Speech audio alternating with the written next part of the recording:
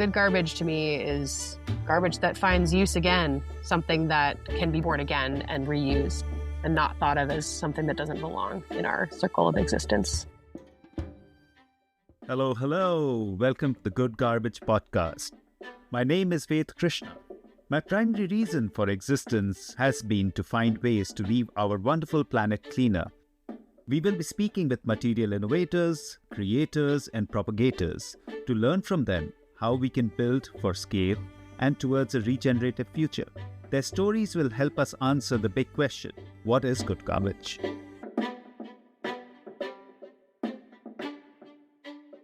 It is so important for all of us to learn from a customer perspective, and it becomes even better when you find one who is truly committed towards the welfare of our planet. We get to speak with Maddie Hamann, who is the co-founder and marketing lead at Pacha, a company that provides us with wonderful gluten-free bread made using generatively sourced buckwheat. Maddie and her team look at the entire value chain closely and do not make any compromises on their ethos. They find ways and means to use entirely home compostable packaging, right down to a clip made from corrugated paper. The desire to make change is so complete when it comes to Pacha, and I emerged full of hope through this conversation, and I'm sure you will too. Enjoy the episode.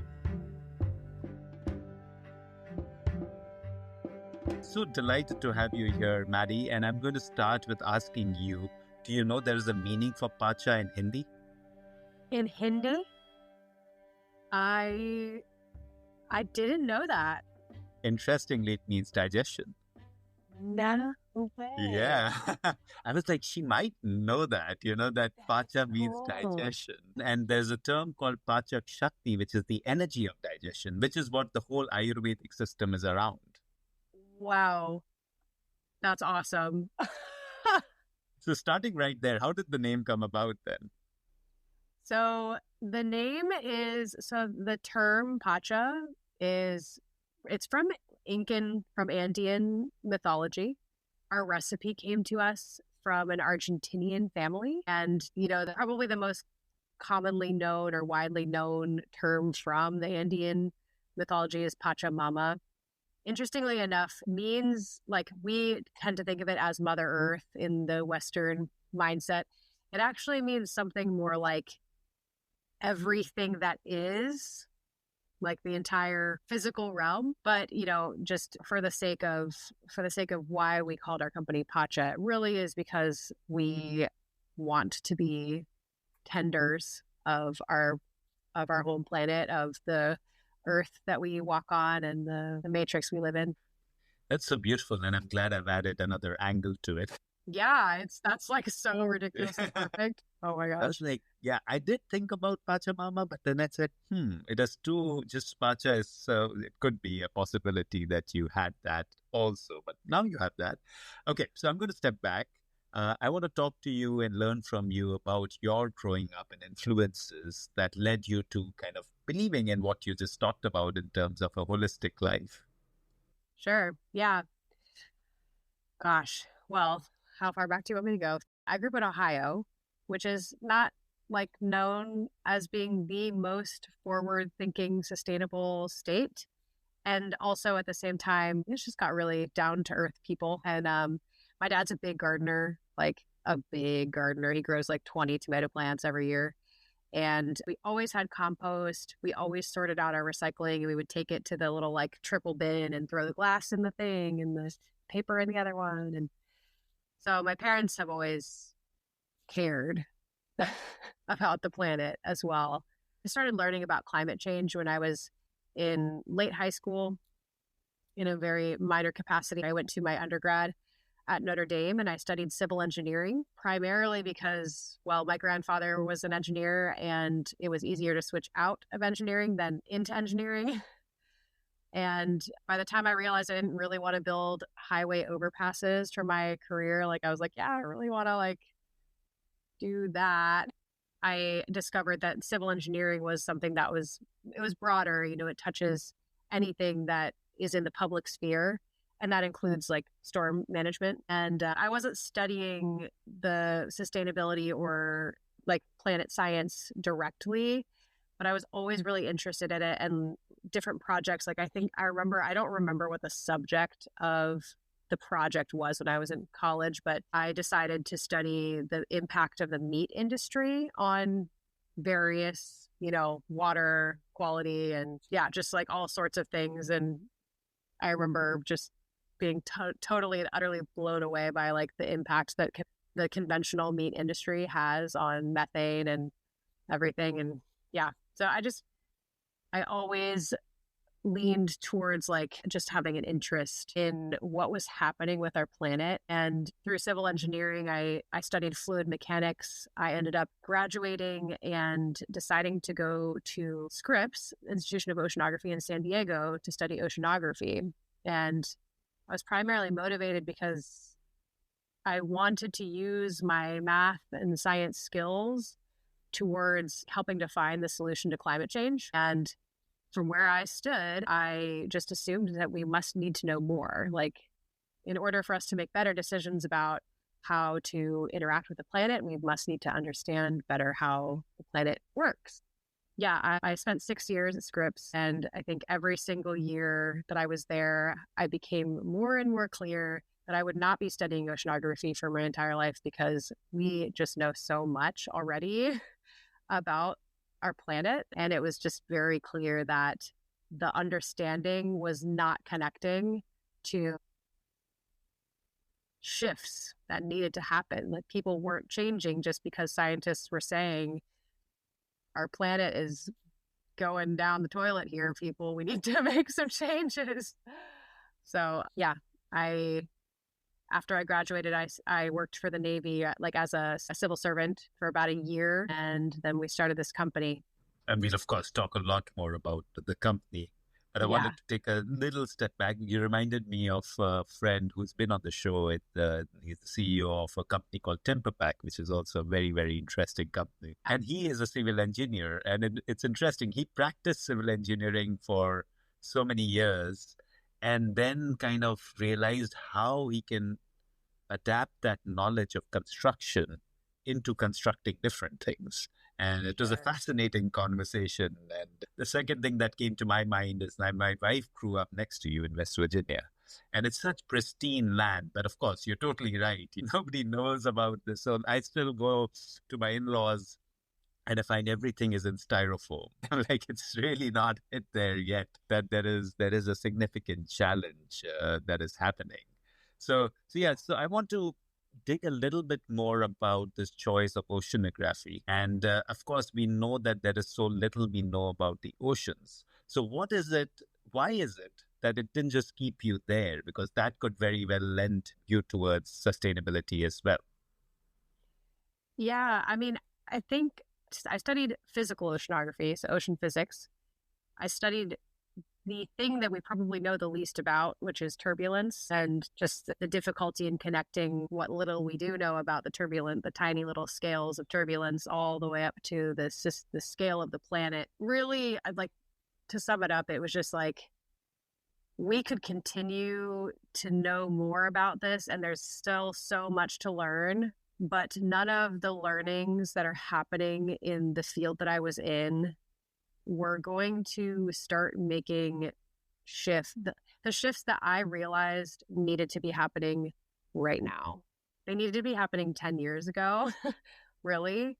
It was just like, I could spend my whole life doing this and it's interesting, but it's not it's not going to make the change that I really see needs to happen. And I think I also I expanded my worldview coming to California, and where I used to believe that, I grew up in the public school system, was in academia for almost my entire life, most of my life so far, I was in academia. And I just had a deep belief that my primary worth was tied to my intellect and my ability to generate new understanding about the world.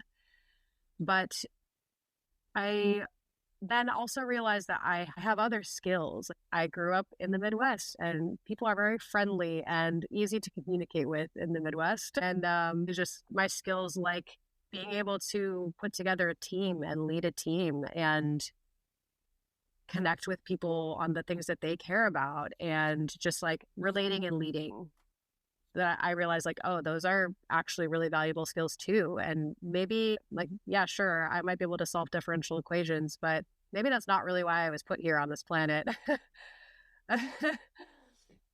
And that's usually a deep search to, the last statement that you made. Why was I put here on this planet? That's the deep thinking that once you get an answer, the life completely kind of starts to change. So yeah, so let's talk about COVID a little bit. In our research, what comes up is that you're working with science, and how did that influence the transformation that you had?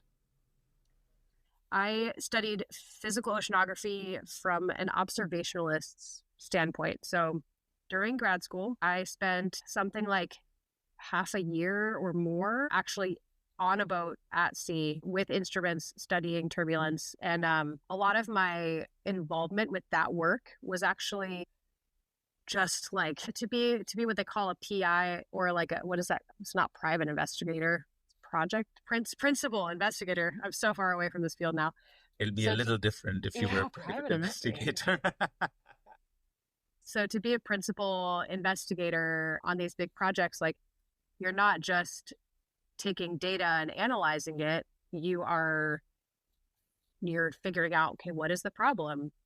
What are the funding sources that I could use to get funding to study the problem? How will I study it? How will I put together my team? How will I run a lab? So it's just all these pieces of managing a huge project. And actually my PhD was based on data that I got a grant to go out and collect the data myself. So I did a whole bunch of project management during my PhD. And then, during COVID, all of that, all the projects kind of got shut down. There were still some teams going out to sea, but my role shifted more into a role that was like I was helping our engineering team remotely work together to upgrade systems and like do their engineering work that they had always done in person, at their desks side by side from their home virtual remote offices. Thrilling stuff, really. But, all that to say, like, it was becoming more clear that actually my primary skill set was in helping organize people and administrate and understand the different pieces of work that were happening and how they fit together. A little bit of background here. My husband, Adam, is my co-founder, and he's a serial entrepreneur. His most recent business that he founded is called Boochcraft. Some of you may know it. It's a hard alcohol or a hard kombucha. It was the first of its kind. And around the time that we started dating, he was kind of transitioning out of his role as marketing director. And they had kind of like he had hired himself out of all of the positions that he was working at that company, and kind of like he was not really trying to start something new, but this bread was just so good. And so he started kind of thinking about this idea of bringing this bread that we were making for ourselves and for people in our community at a very small scale. He started toying with the idea of bringing it to a larger audience and building a company. And it was kind of like we were having a conversation, and I was just like, I want to help with this. Like, I want to help with the bread. And it kind of came out. And then I was just like, yeah, actually, I do. Like, I'm already administrating teams. Like, I might as well do this for something that I really actually care a lot about. And so that's kind of how it happened that I joined the team. And this is great. You've kind of positioned me really well to look at, what you started talking about a little bit right in the beginning in terms of the recipe and how the bread came about. And, you talked about Adam and, how he kind of found this magic recipe. It'll be great to now really hear in detail about what is it about this recipe that kind of attracted you enough that the Renaissance woman came into bread making. Gosh. so many pieces that tie into it. At the time that I met Adam, I wasn't eating bread at all. There's a couple things that played into that. I was noticing that gluten wasn't making me feel great. I'm not celiac or anything or like anaphylactically allergic to gluten, but I just noticed that I would get a little tired and groggy when I would have gluten. I also struggled with an eating disorder throughout undergrad and graduate school, and I just found that eating most bread products was like it was kind of triggering, and so I just stayed away from it. And actually, there was the weekend that I met Adam that I tried this bread for the first time, and it was different back then because it was being made by the person who delivered the recipe to us from Argentina. It had sunflower and flax, as well as the specific seasonings that he was choosing to put into the bread at the time, and buckwheat. And it was just so different. Like, I don't know how to explain it. I mean, it was delicious. Like, first off, it was just like, oh my gosh, this is so yummy. Wait, so you're sure this doesn't have gluten and it doesn't have any of those weird like gums or binders or any of the weird stuff that they put in gluten-free bread? It's like, no, it's just like buckwheat and seeds and flavoring and the other thing was it just like the way that it sat in my body, it just felt really nutritious and just totally everything about it just aligned with the way that I wanted to be eating. And I couldn't believe it was bread. That's how I was just like, I just kind of like wrote, bread was just like, oh yeah, bread's just not healthy. It's a guilty food. Like, it's like a guilty pleasure kind of food. I only eat bread on special occasions. And this was just like, oh no, I'm going to eat this every day. And Yeah. and of course, I'm sure you've dug a lot more into it. What I have noticed also in my travel and heard from people that it's also the U.S. side of gluten. It's Yeah. actually to do with GM or whatever it is, but European bread tends to sit better. So what is it? Is that to do with GMO? What is do you know what is the exact reason why the wheat in US is so much more difficult to digest? I don't know exactly, but there is some, and again, like, I don't know exactly, and the research is not exactly conclusive on the subject, but there is some pretty strong evidence that shows that it's actually not the gluten content of wheat, but the glyphosate that has been impactful. And in some cases, it's just directly like, okay, you're eating conventionally grown wheat. It's covered with glyphosate. It's destroying your gut. The glyphosate is. And then in other cases, it's like there's a neurological pathway that gets formed. So if you ate a lot of wheat and it had a lot of glyphosate on it, your body is like programmed to react a certain way to the gluten because it remembers them being connected, which I think is what happens for me. Because even if I eat like super clean gluten, for me it's like an allergy, almost like a hay fever. It's different for everybody, but I notice that my allergy symptoms get really aggravated by wheat and gluten products, even if they're like super super clean and from like heirloom wheat, that was hand ground yesterday or whatever. It's like, it doesn't matter. The body still reacts. That's interesting. Yeah, I haven't, of course, I grew up in India and wheat was primary, depends on where you come from in India, but it was literally an everyday thing. And my gut is really good with wheat when I'm in India, but it doesn't work well when I'm in US, which is so interesting. So I was thinking, maybe there is some connection to the way it's grown. GM is illegal in India, so I thought maybe that could be the connect, but Yeah, as you and it said, could also be that too. Like, anything that's certified organic is also non-GMO. Like, that's part of the organic certification. Like, when crops are selected, like the way that we pick and choose which strains of wheat we're going to grow based on their cloning, properties. like cloning mother It's not plants and then cloning. It's like speeding up natural selection in a way. So they'll take like hundreds of different seeds and grow them all in the same environment. They'll expose them to the same like fungus or the root. There's like a root fungus on wheat that makes it really that made it really challenging to grow in the United States for a while. I don't know if that affected Europe. It probably did, but it might have been to a lesser degree.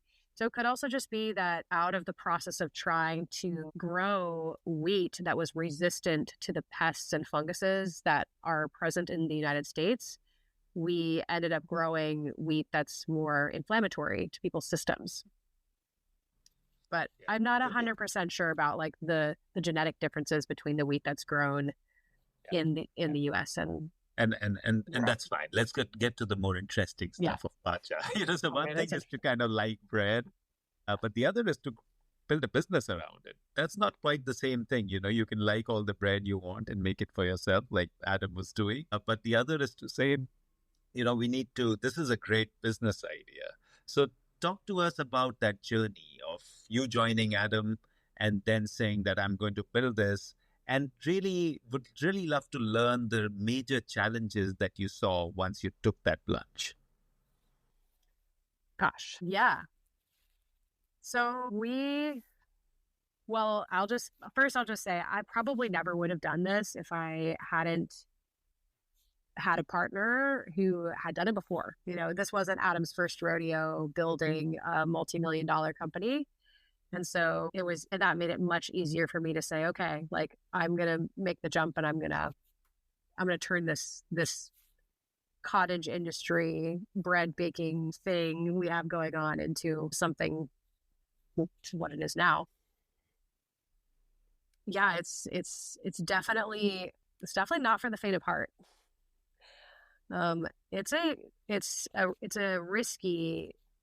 a risky thing to do, right? In order to grow a company at the rate that we're growing Pacha, it requires investment capital. So whether that's your own money or whether that is the money of your friends and family, that's a lot of what our seed money was. You're just putting a lot on the line, and there's a lot of companies that exist one year and then they just don't exist the next. But I think for us, in the beginning, some of the primary challenges were COVID related.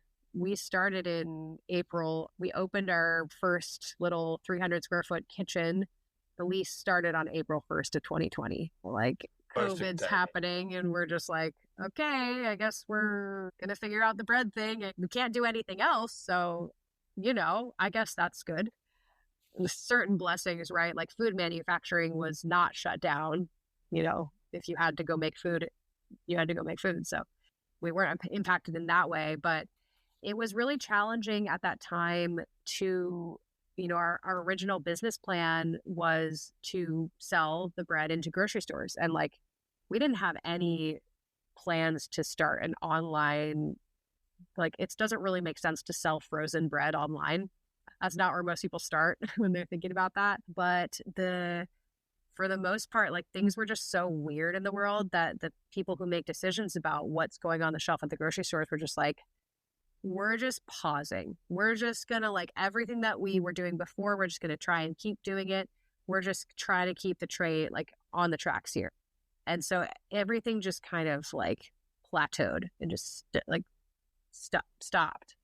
And so we had absolutely no success in the first year or even the first 2 years getting grocery store buyers to say, yeah, your product is great. Like, let's put it on the shelves. And then, as we kind of climbed our way out of COVID, that started to shift. But yeah, the saving grace for us was that a friend of ours was in the direct-to-consumer realm, and he looked at our product and he said, like, as weird as this sounds, I think that Pacha could actually could be a good product to sell direct to consumer. And I mean, essentially because we were like, well, if we don't do that, we're not going to exist next year. We went for it. And so we ended up building a pretty healthy online component of our business. Right now, it's about half of all the business that we'll do. That will become a smaller and smaller portion as we continue to grow our retail presence. But yeah, a surprising number of people. It's surprising, and then at the same time, it's not surprising, right? Like, I just think about myself, and like I wasn't eating bread for like 5 years because I was just like, there's just nothing good enough. Like, there's just nothing that actually meets my requirements. Like, I just give up. I'm not eating bread. Cool. I'm not the only person in the country that was like that. And it's actually kind of easier to reach those consumers through platforms like Instagram and like online communities, etc. They're all just tucked away into their various corners of the world. So if you can sell them a product that lands on their doorstep, there's just no barrier. It's not, you don't have to sell it into every single grocery store in every single neighborhood to reach everybody that wants it. So yeah. I was going to ask you a little more on two things that you may have add-ons to that. One was to do with the initial marketing, since you're suddenly pushed into this area of the unknown. You had a certain charted path that you're going to go into grocery stores and what have you. And like you said, you found yourself in a place where you had to market online. And then logistics, because that shifts completely, right? So if you Yeah. have to now deliver to the door in a frozen form, that's a very different structure. And of course, we will get to the packaging because that's what the whole idea for the show is about. But talk to us before we get into the packaging on how did you meet that challenge of shifting the logistics completely? Yeah. So like in the beginning, when we first started shipping the bread, we were like, okay, all right, well, so we'll package it with this, like, we were using this like denim insulation. We didn't want to use, we're clear that we were not just going to start putting everything in styrofoam and like, you know, and that was just completely the opposite of why we started the company. So at first we were using this like denim, I think it's pipe insulation that we were cutting. We were like cutting it to size and putting it in the USPS boxes. And then we were also including dry ice because we wanted the bread to stay frozen. And oh my goodness, there was like we had like big like cutting mats, with like the rotary cutters. And at our facility, there was just like all this little like blue lint was all over the floor. Like, not all over the floor, but it was just like you could just find it everywhere. It's like stuck to your clothes and like, oh my gosh, what is this? We can't keep doing this. This is terrible. Um, and eventually we got to a place where we realized that what we really needed to do was we needed to make sure the bread could get to the customer within 2 to 3 days. And it was okay for the bread to thaw. So if we just sold it, if we packaged it with good insulation and sent it via not USPS, not reliable ship times, note to yourself that. Then it would reach the customer's door. It would be thawed, but they could just put it back in the freezer. Luckily, our product stands up to that, to be like going through a couple of different freeze thaw cycles, and it still is totally like 100% edible. And then we found the other thing that was challenging with the logistics there was like we were spending so much time custom cutting that denim insulation down that we were like, all right, we have to find a different solution. We need like a custom made insulation piece. And we found, I'm not remembering what the company is called right now. I know we were like ordering it through Uline, but we found a company that makes just like a paper-based. So TemperPak is, of course, one of the bigger ones, but Actually, there is maybe it Cruise is. Foam. I think it's TemperPak, actually. Yeah, so they put 2 sheets of paper and Yeah. stuff inside, which is cellulose based, and it's all compostable. Yeah. Right. So the two that we looked at were like green cell foam and then TemperPak. We went with TemperPak. So yeah, we ended up we got the paper-based insulation from TemperPak, and it does a really, really great job keeping our product cool on its way to people's houses. And it's actually really funny. I've had a couple of people, true sustainability nerds, say that they got the bread and they had to keep the box because the insulation was so nice. They're like, I keep it. We'll let tag Peter when we release the episode. He'll be happy to Yeah, totally.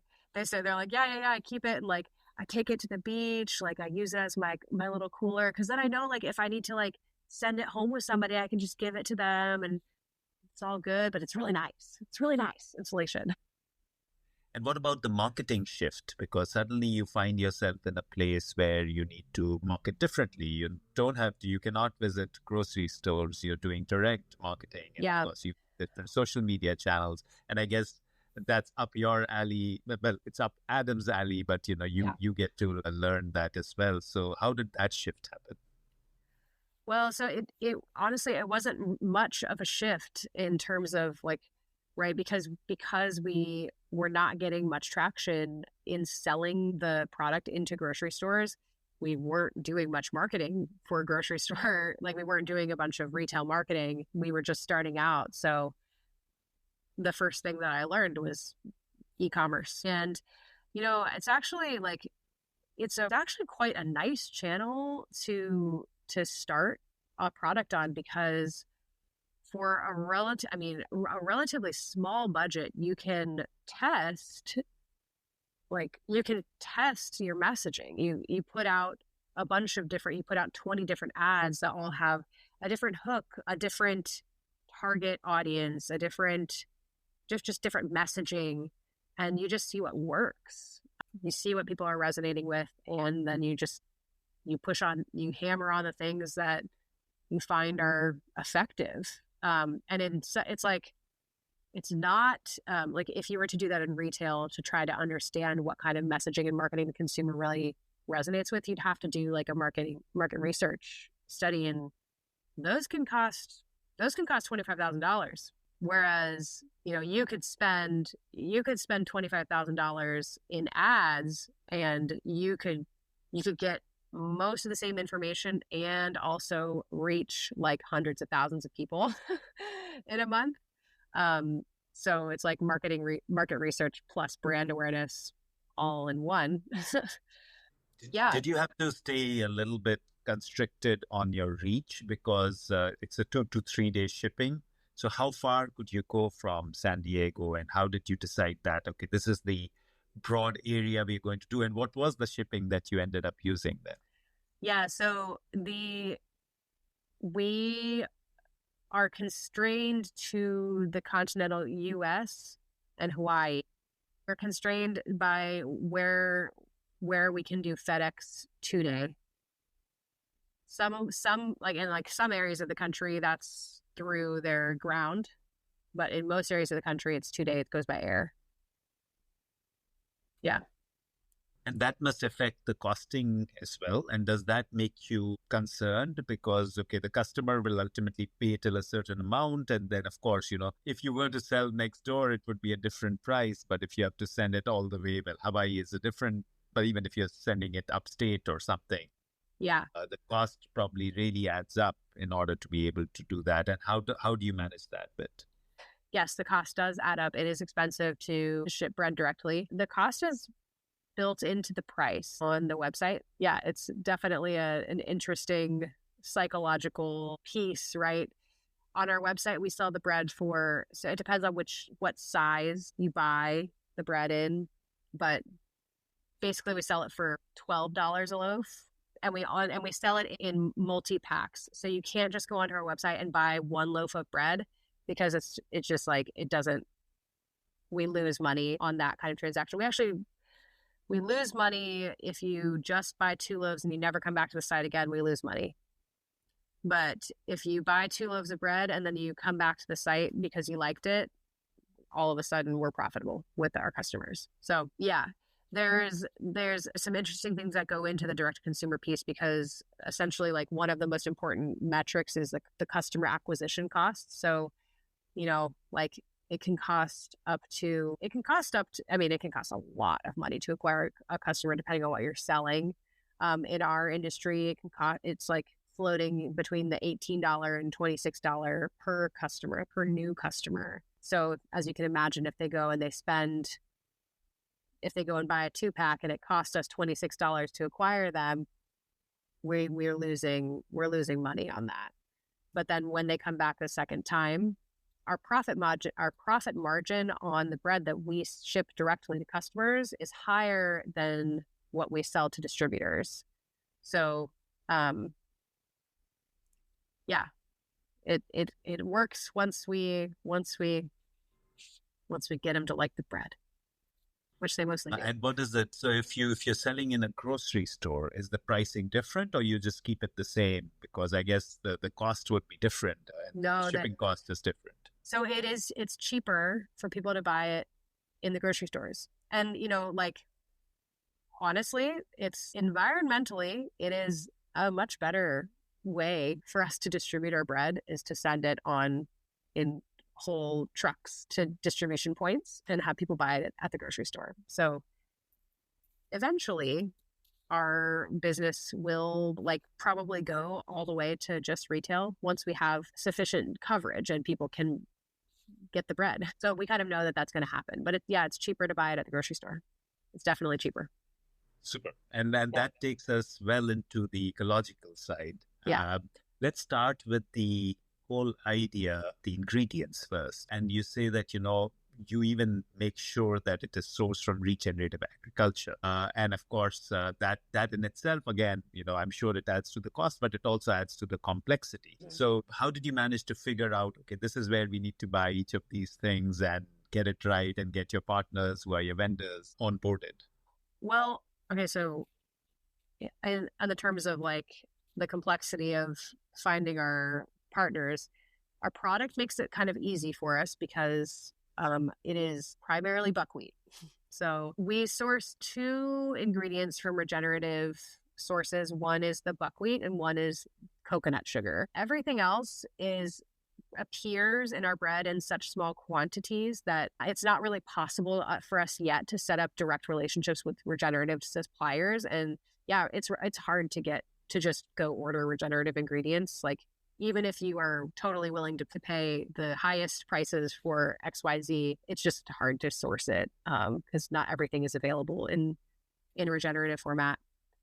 For the buckwheat, we started out with just certified organic buckwheat. We bought it from a mill called Mindak. They're one of the only buckwheat suppliers in the country. And we, in some way, we kind of stumbled into the relationship with our supplier. We were having a conversation with another brand, another San Diego-based brand. They're called Little Bucks, and she makes like a buckwheat-based granola. And we were just talking about, we're talking about sourcing and like where are you getting your supply from? Are you having any issues with, contracts, et cetera, getting enough buckwheat contracted? And she had started up a conversation. She had a line of one flavor of her product that she was getting certified regenerative with the Regenerative Organic Alliance, ROA. And in her search to find the supplier that she was using, she had spoken to our farmer. His name's John Stropus, and he's based in Minnesota. He runs an ingredient supply company called Field Theory, and he is so cool. We met John. We called him up after getting his contact information from Emily, and just kind of like, it's like, okay, so what's going on? Like, we're interested in regenerative buckwheat. Like, what's your story? Essentially, he's just like, he's a farmer from the Midwest and he learned about regenerative agriculture. Just for a little bit of context, like most farmers learned how to farm from their parents. They do what they know. Like, yeah, I mean, like their entire skill set has come down from their parents who did things a certain way. And it's really hard to shift your farming methods. Like you have all these systems set up, you're not making that much money. Like, it's not like you can just like go and buy all new equipment one year, like, and it's risky, right? So like the idea of like, okay, well, I'm just going to stop using this pesticide that I have always needed to prevent my crops from being completely decimated. Like, yeah, most farmers are like regenerative agriculture. Like, I don't think so. John, on the other hand, learned about regenerative agriculture and was just like, what? Like, this just makes sense. And just for those out there who are listening to this and like asking, well, like, what is regenerative agriculture? Essentially, regenerative agriculture at its essence is agricultural methods that care for the soil. So they focus on making really healthy soil and soil ecosystems. The idea being that the healthier your soil is, the healthier your food is, the healthier everything in the system is, so that, like, and we all know what it looks like to pour a cup of water onto like dirt, like a patch of dirt versus like, like black, vibrant potting soil. Like it just soaks the water right up. And that's because there's a whole living matrix of soil creatures. There's the nematodes and the microorganisms and just the whole fungus and the roots and the air. And if your soil isn't, if you are trying to grow something in dirt, it doesn't have any of that spongy living biomass. Yeah, and really the idea with regenerative agriculture is to take care of the soil in such a way that you don't need pesticides. You have an ecosystem that is in balance. You have the things that eat the pests. You have the water can stay in the system. You don't need to kill the herb. You don't need herbicides, because the things that you are trying to grow are in balance with the other things that you're planting, and you're just creating a system, a balanced ecosystem. And so John heard about this concept and was like, well, that's a no-brainer.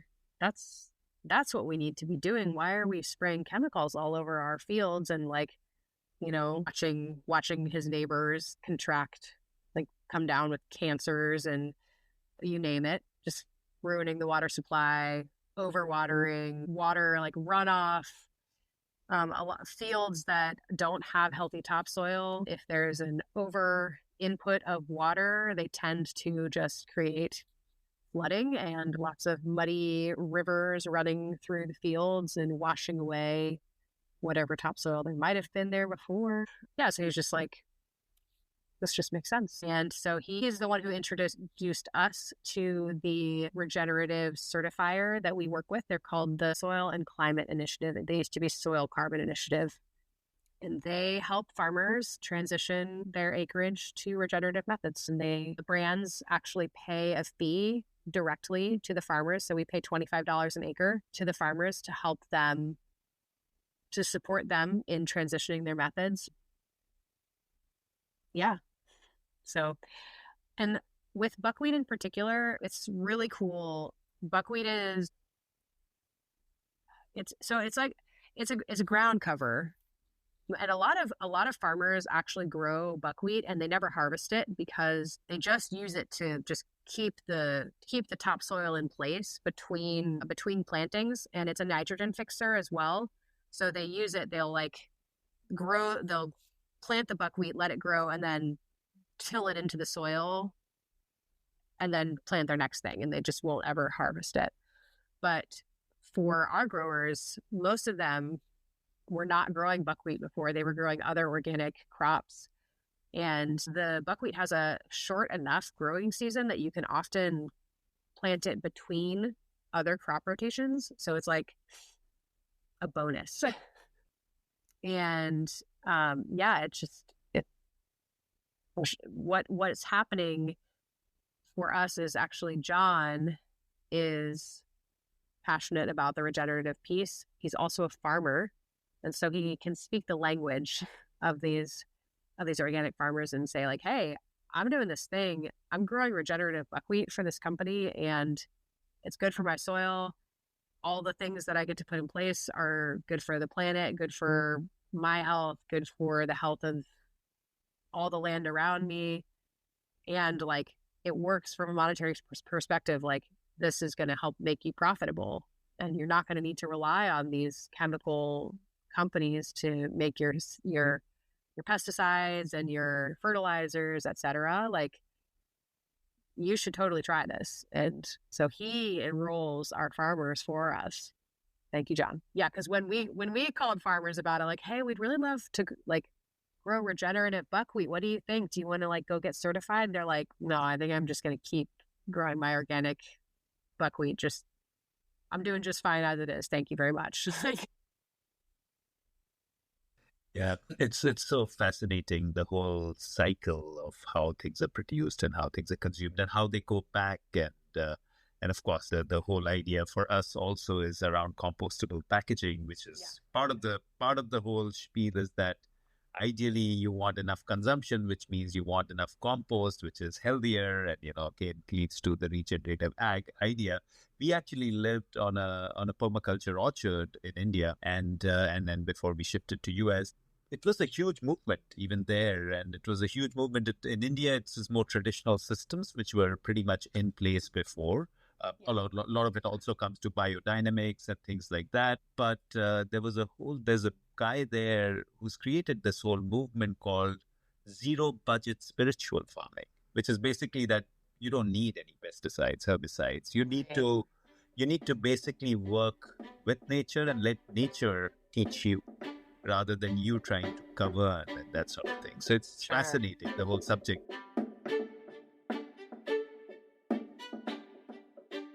The Good Garbage podcast has been brought to you by Pacha. Pacha has been creating solutions in the food packaging, carry, and service space. Pacha utilizes sugarcane residue and upcycles it into amazing products. Their latest offering is a compostable, flexible packaging solution for the chocolate and confectionery industry. The products are available in the Indian subcontinent and in North America now. Pacha is also building an end-to-end solutions for customers in the food service and delivery space. For any query, do email at connect@pacha.com, and Pacha is Pakka. Now, back to the show.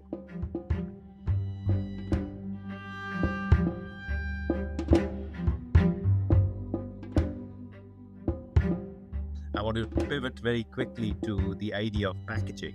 Sure. And of course, as Pacha, you've chosen compostable packaging after listening to you for the past over 45 minutes. I think clear that, you have this affinity that leads you there.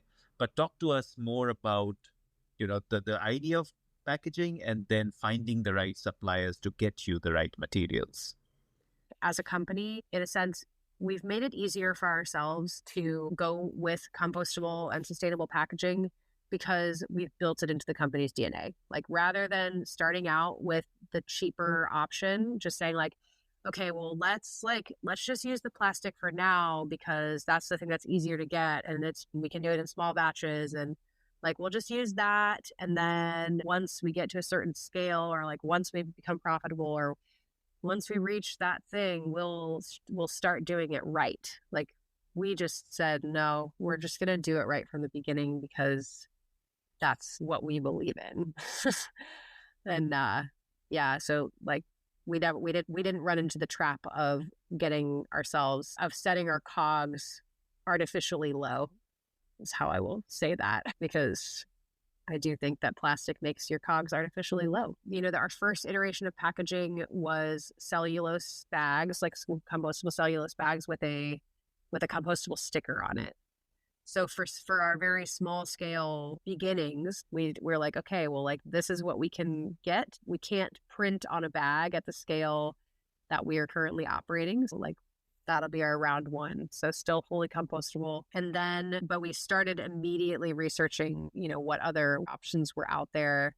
What were people doing in terms of, like what were the different ranges? There's quite a bit of industrially compostable material that's on the market. We were not so impressed with that as an option because of the end of life for those products is so specific and so unattainable in most areas that we were like, okay, I think we can do better. Like let's look for something that we could put into our own compost pile if we needed to. And that let us, there's only a handful of companies that are making compostable film. And gosh, so one of the big things that was a challenge for us was figuring out actually like how we were going to package the bread, because our first iteration, okay, so we had the cellulose bags with the stickers. The next iteration of the packaging that we did was a unmarked bag from Grounded Packaging. It was a vacuum seal bag.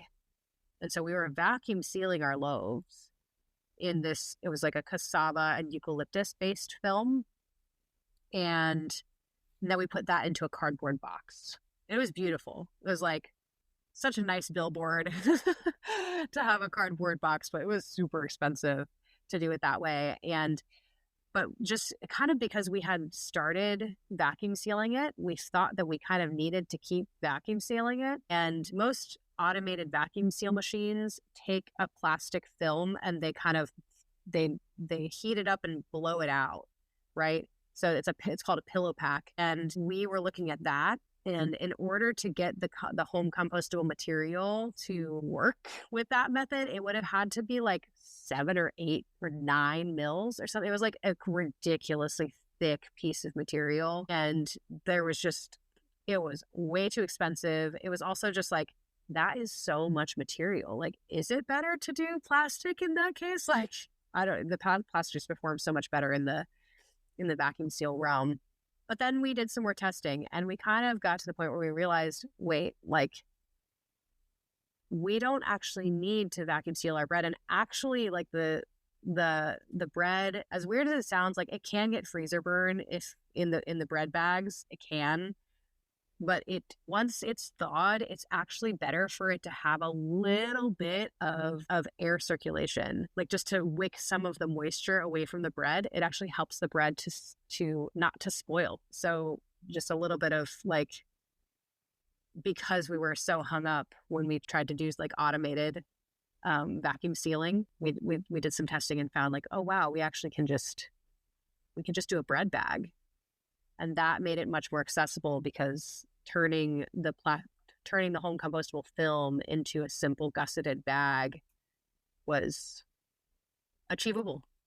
We were the first brand to ask for that format of the home compostable film from Grounded, and it was a literal, oh my gosh, it was just the most frustrating. It was one of the most frustrating things that we ever had to deal with. Actually, Grounded is headquartered in London, and a lot of their manufacturing is in China. And then the representative that we were working with was based in Australia. So just like multiple time zone differences. It's true globalization.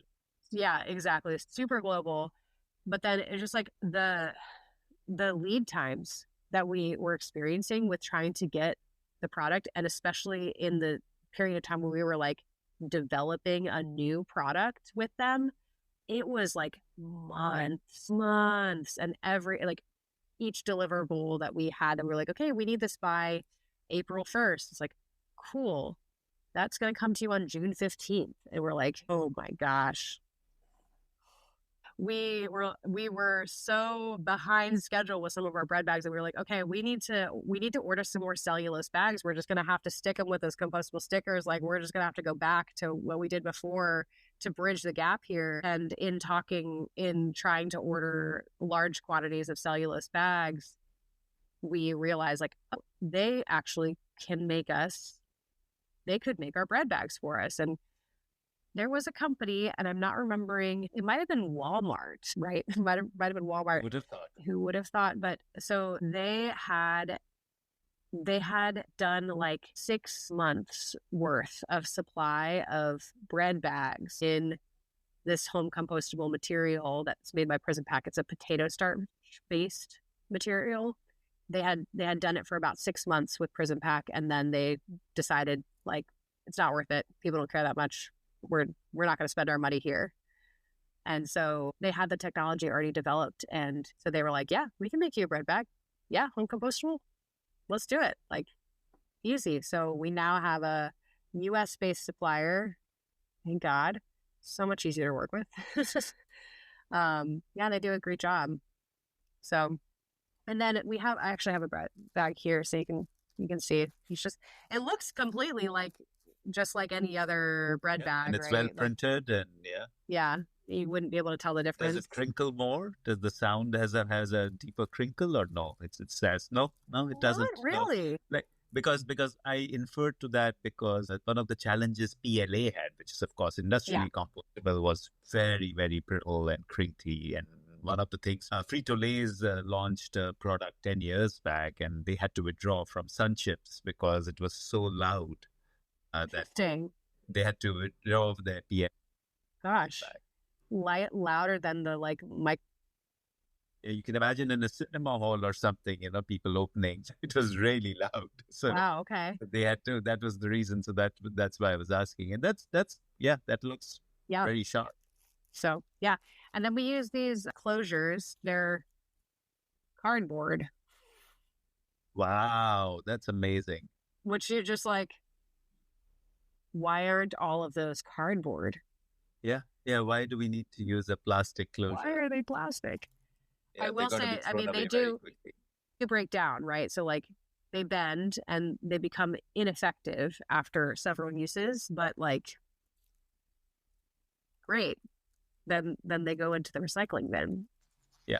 Okay. So just I'm fascinated with this kind of literally adamance that I'm going to stay compostable. Not many people have that, and it'll be so. So tell me about the differential in cost. So what if you were to succumb and say that I'm going to use a regular poly bag? How much extra? If you just look at the packaging cost, how much more are you paying today for this kind of absolute adamance that I'm going to not do that? Yeah. Um, I would have to look into the financial model to really understand, like, on the large scale. But I mean, from what I remember, these bags cost somewhere between like 11 and 15 cents a bag. And it depends on the scale of production. So if we order a small run of bags, it could cost us up to like 28 cents a bag or something. We don't do that. We don't order small runs. And an equivalent plastic-based bag would be like in the 2 or 3 cent range. So it's like, Wow. That's huge. it's That's like a significant. Rex on your Yeah. cost. It's Rex, Yeah. And I mean, and like, that's very idealistic. yeah. And Super. yeah. But, so on the one hand, it's like, oh my gosh, especially as you start to scale these cogs out. Like, at this point, we've now made like more than 500,000 loaves of bread. So like 500,000 times whatever, 8 cents. Like, that's a lot of money that we spent A on lot of money. packaging that we didn't necessarily need to, we didn't need to do it that way. But when we approached Whole Foods, so Whole Foods was our first national account. They're also just an amazing, like, for our product, they are the best grocery store for us to sell into. Like, the Absolutely. consumer shops at Whole Foods is the consumer that we want to reach. I don't live in the buyer's brain, but I am 95% sure that the reason she brought Pacha onto the shelves and the reason why she said, yeah, we'll go nationwide with Pacha, let's do it, was because we have it in compostable packaging. Like, I remember super clearly, we were on the call and she was like, okay, so like, your packaging is compostable. Do you have certifications for that? Like, they're like, yeah, we can show you the certification. And she's like, okay, well, I'm confused because every other brand that I've talked to is telling me that the technology isn't there yet. We aren't able to do it. We can't do compostable. And yet you're here telling me that you're putting your bread in a compostable film. And we're like, well, I don't know what to tell you. Like, yeah, we're doing it. It's probably more expensive than the other brands are willing to pay, but we're just going with this. This is just how we're going to do it. And she said, okay, we're putting you on the shelves. And yeah, like, so again, there's the intangible benefit and right now we as a brand are paying for it, but we're we're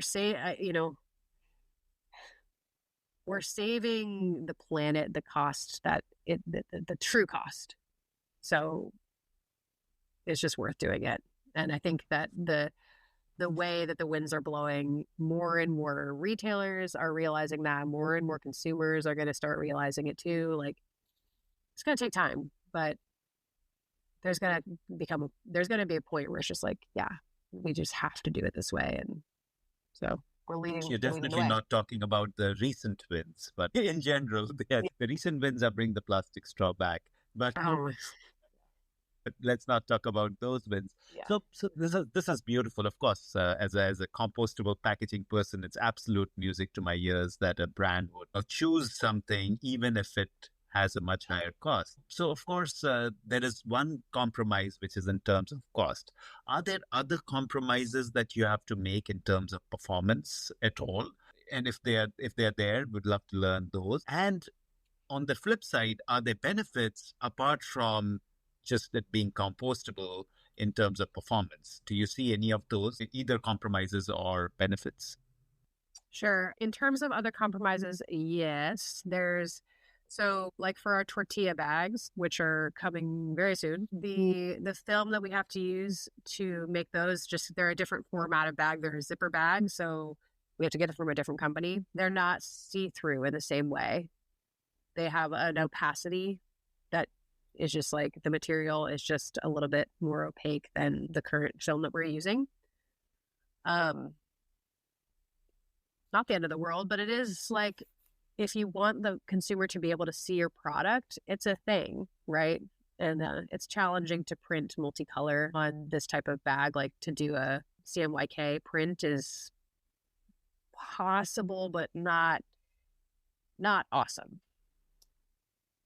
So, and that's a challenge too, that the printing, when we were first exploring this option, printing multicolor on a plastic bag, like they're just like, yeah. If you want to do multicolor, you just add a mil and it's like a 0.01 cent increase in the cost. And it makes it, it's just like, yeah, of course, just do that. Obviously that's the right choice. But the printing on these materials becomes more challenging when you have to go through multiple runs.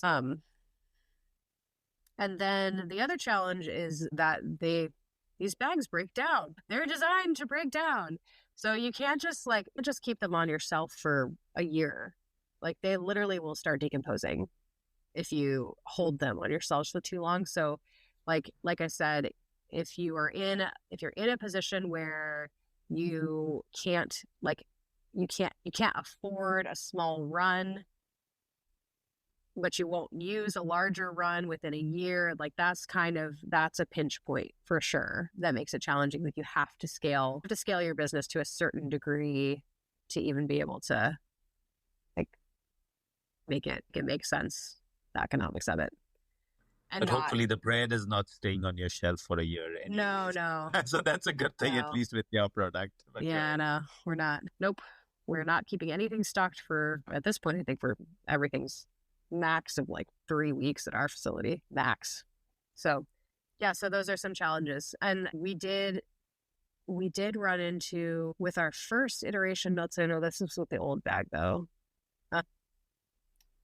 We ran into an issue with like the smell of the material. There was something about, so like it's something about the way that the barrier. So often with these films, the oxygen barrier is not as strong or not as secure. So there was like a smell leaching that would happen, and it was like the smell of the ink. And it just smelled bad.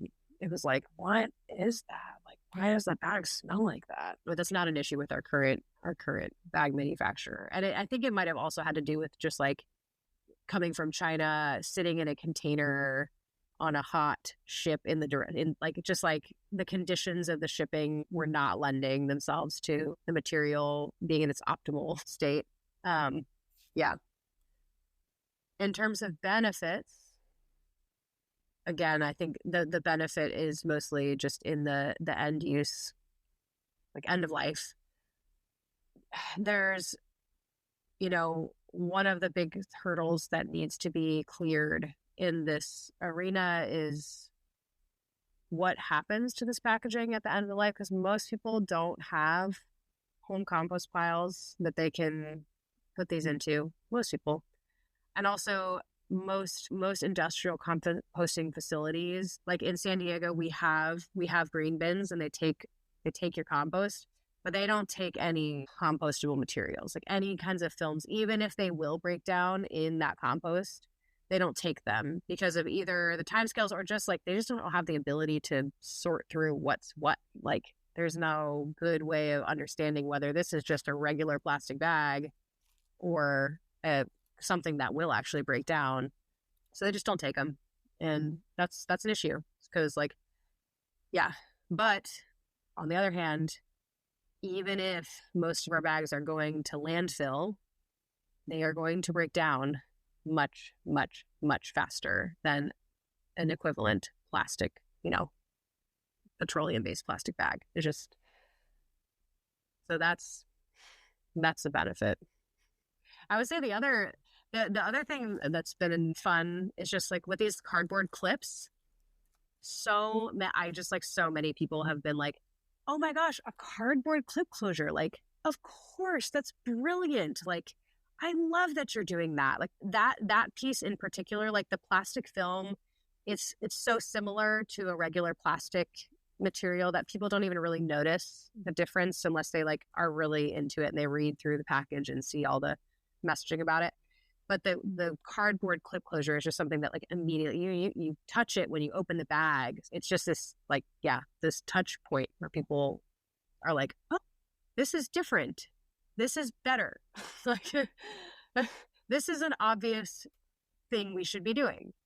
And so just a little bit like gaining the brand loyalty just through that little thing.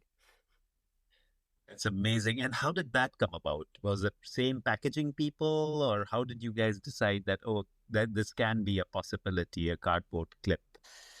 That's a good question. I mean, I think just at the time that we were doing we were trying to figure out the vacuum seal situation, we didn't need a cardboard. We didn't need any kind of closure when we were going to be vacuum sealing, right? But when we started researching the bread bag idea, we were like, okay, well, if we're going to do home compostable film, like how can we shut this and still be home compostable? And this is what we found.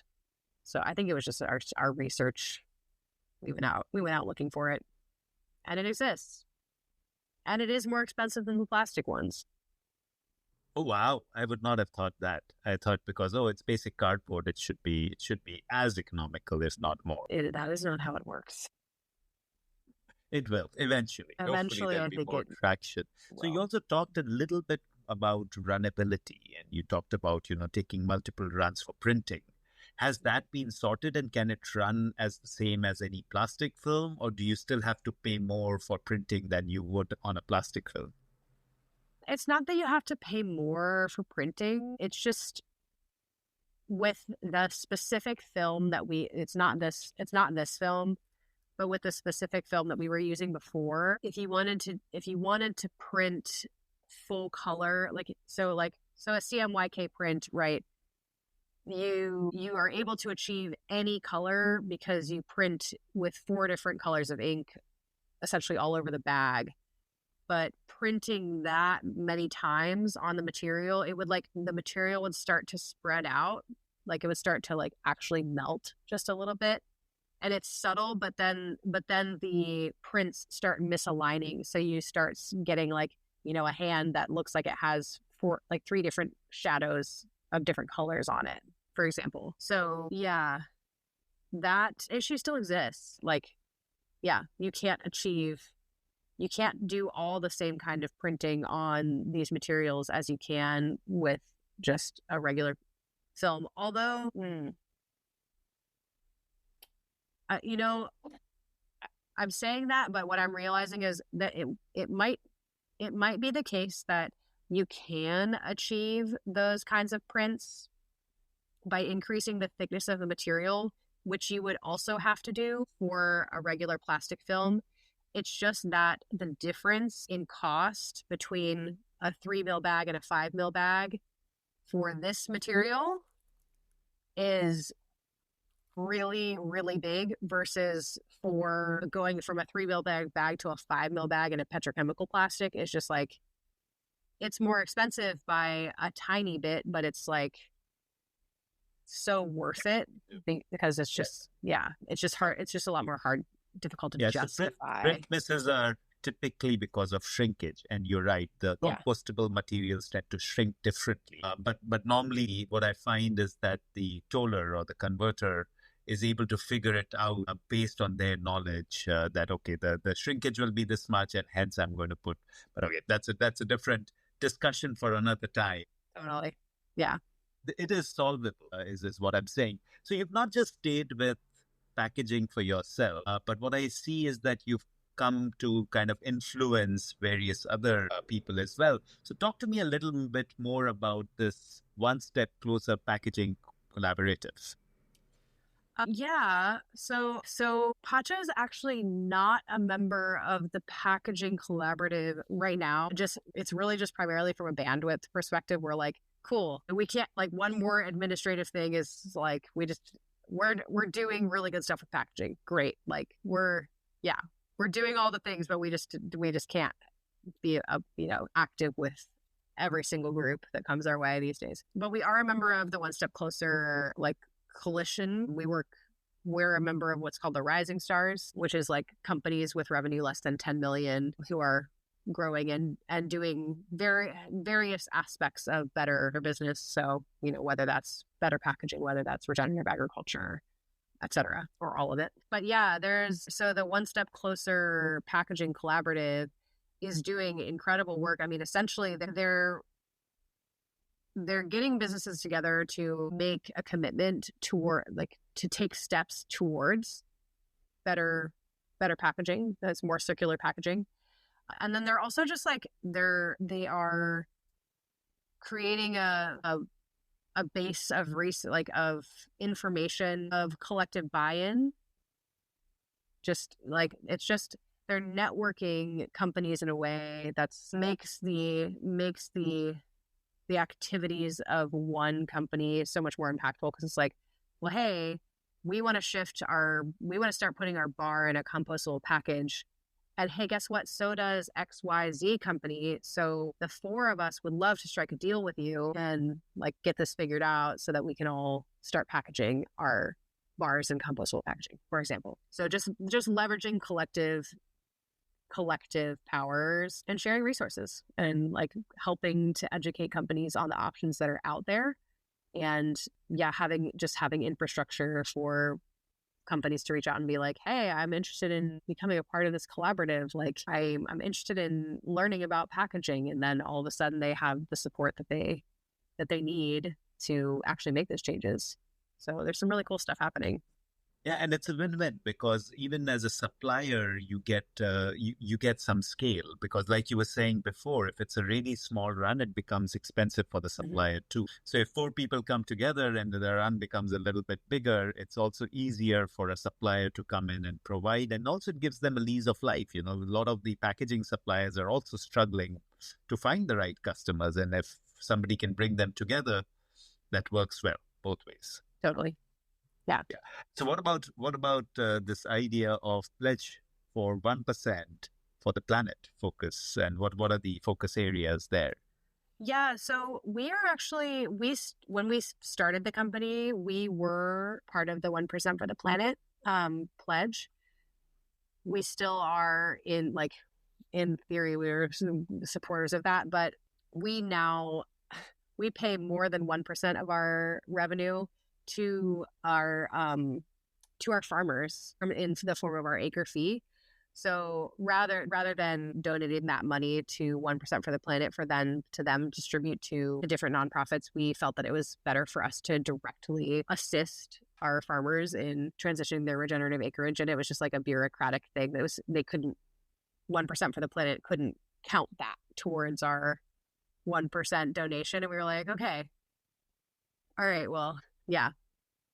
So, and the direct is always better. You see the impact of it straight away rather than, okay, you're giving something and it looks good on your package, but you don't really know if it is creating the impact that you're intending to be. Totally. So it's a good brand thing, but this is more direct. And even as a company, that what we find is that supporting organizations around us rather than trying to send, something really far away is more influential because there's always more things to be done around each of our, where we exist. So and you see the impact of that. So just taking our conversation loop into the closing act kind of thing. So as you scale, do you find it more difficult to source materials, number one? And number two, what about the process itself of making the bread, packaging the bread, etc., etc.? Do you have it in place for a certain number of pieces or tonnage or whatever you want to calculate. How will that work for you as you scale? Will the same facility be able to do it? Will the same suppliers be able to do it? Or there is a bottleneck that you're going to hit? Yeah. So in terms of our packaging materials, I'm sure that they will be thrilled when we start ordering more materials for them. For the ingredients, I mean, as long as John is still able to do what he's been doing for us, then we don't perceive an issue. But it is a challenge, and like as we grow, and especially as I'll call it like we're riding this skate ramp where we're like doubling our production every year. There may come a time when we will not be able to get all regenerative buckwheat, for a year period, right? Like we might need to like give a grace period for our farmers to be able to catch up and enroll more farmers in the program, etc. So there, and also just like buckwheat is not the most popular ingredient in the United States. So we're driving the market forward. So one of the things that we're thinking about and that other people are thinking about as well is just like, okay, as we scale and as we expand the buckwheat market in the United States, we need to be thinking about like what other areas need to be invested in. Like, so not just growing the brand, but also growing the infrastructure to be able to process the buckwheat that is being grown and produced. So yeah, there will be challenges in that arena for sure. But yeah, we feel confident that we're thinking about it, and that we're going to be able to meet the needs as we continue to grow. And also I think it actually helps that there's several other buckwheat brands in the mix, and so there's a little bit more, like, I'm going to say this, there's like a cushion or a safety net sort of for the farmers. Like we're developing, because we're like all growing, we're developing the safety net that's like, okay, hey, like, so Pacha's you're gonna contract your fields, you're gonna switch to regenerative, Pacha's gonna buy all your buckwheat. It's a little bit scary if it's like, okay, cool, but like if Pacha doesn't buy my buckwheat, like who's gonna buy my buckwheat? But if there's other brands out there, and like as in general the market is growing, it becomes easier to like, once there's a little bit of momentum, it's easier for people to see how that momentum could continue. And is it the same thing with your own processing facility? Can you make ample bread? And I also saw that you were doing a lot of manual packaging and things like that. Will that shift very quickly, or has that shifted already? Yeah, yes, it will shift. It is shifting, and it will shift. As we grow, we will eventually outgrow our current facility, but right now we have the ability to add shifts, and there's a couple of key pieces of equipment that we're going to be adding that are going to increase our production efficacy. There's actually there's the options that we haven't even looked like that. There's definitely some automation that is getting better and better all the time that we may be looking into. So yeah, we'll be able to be in this production facility for the next 2 to 3 years. And then depending on the kinds of innovation that we want to do and what products are coming next, we will likely take some of our other, like the tortillas, there's a good chance that we might move into a separate facility that just does the tortillas, and so kind of minimize the footprint at the facility. There's a bunch of different ways that can play it, but yes, our current facility is not big enough for the growth that we are projecting in the long term. And now you mentioned Whole Food, and are there other chains who have taken to you now? Who are your biggest buyers and distributors across the country? And this I'm asking from a selfish perspective as well. There's no Whole Foods near me, but there may be some other one there. So which are the ones that we can go to? Well, yeah, near you, there might be a New Seasons. So they've got our products. Not too far. Yeah. We are this year. We're primarily expanding in the natural channel, so focusing on a lot of independents and smaller natural food chains like New Seasons. But we're actively pitching Sprouts. We also we're going to be in 4 regions of Albertsons, and that will be sometime at the end of the year. So your Safeways, etc.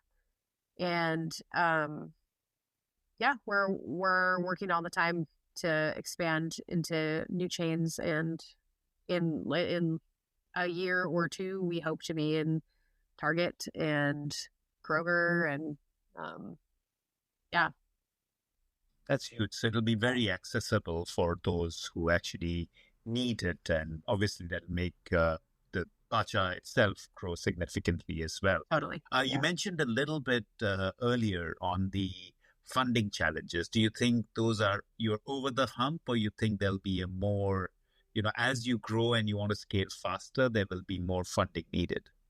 And I ask this because, there's a lot of people who listen who are investing in the space as well. Sure. Yes. So it does feel like we're over the hump in terms of like getting funding was hard. Like, we've been fundraising since we started. That's the truth of it. And we're still fundraising, but it does feel like we have gotten to a point where like the historicals are strong and the upward trend is clear, and like the investment, it's like we feel confident that we're going to find aligned investors. Now, I mean, there's also just tons of uncertainty with what the markets are going to be doing. Tariffs. Yeah. So it feels like the funding is going to be achievable, and I can't foresee the future.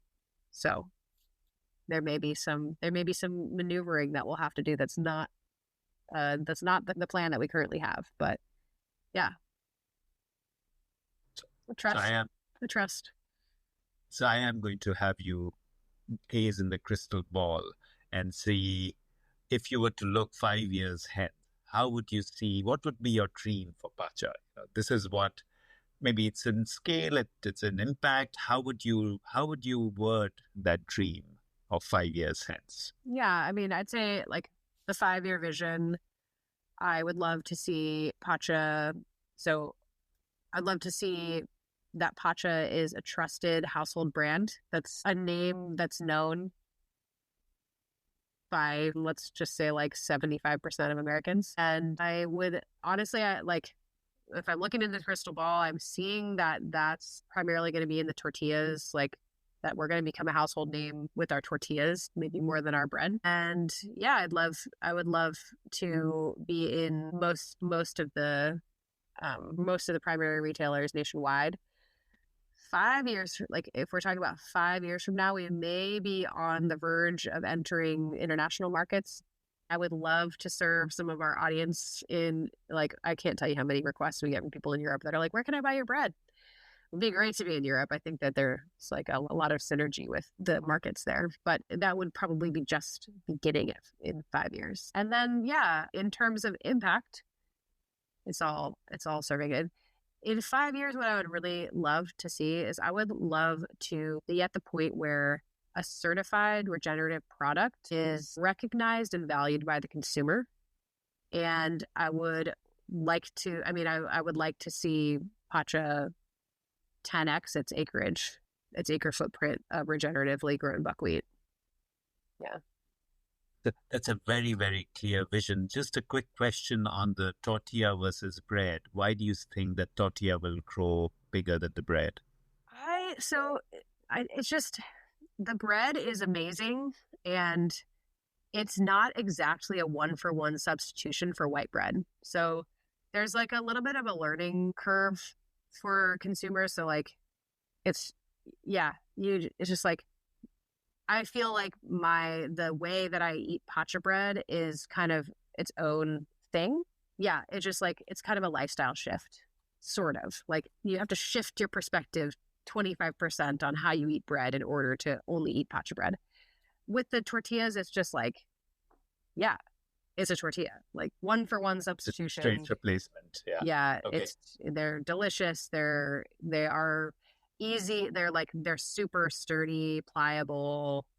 They're just gonna crush it. I think they're super good. I love it.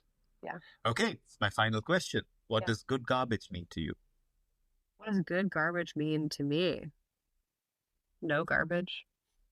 All right. So There's a concept in many different American mythologies, but it's the concept of the Great Circle, right? And so essentially, if you can imagine a circle that's so big that it encompasses everything. Everything is inside of the Great Circle. And when you think about that concept, you realize like we are all, everything that we take in and put out is a part of,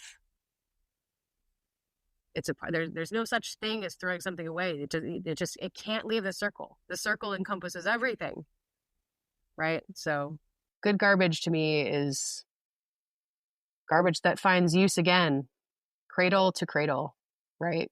Like something that can be born again and reused and not thought of as something that doesn't belong in our circle of existence. That's beautifully put, Maddie. What a delightful conversation this has been on multiple levels. So, of course, for me personally, food has been very important in terms of not just the body but the mind, and everything we put in becomes us. And then watching you talk about what you guys are doing and how you're evolving food itself is music to my ears personally. And then of course learning about how this whole system works is beautiful. Again, like what you said in the end, it's like the big circle, but everything moves around in circles, and the soil and the regen ag and the packaging and all the things that you're tackling are so inspiring, and I'm sure a lot of people who listen will get inspired. And of course, me and many people listening to this are devoted to better packaging. You kind of sticking your gun to ensuring that you are doing right is a huge thing, and I hope more and more people learn from you and adopt that so that we can hand over a better future to the people who are to come after us. So thank you for the work you do, and thank you for being on the show. Yeah. Thank you. Thanks for putting this together, spreading the good word.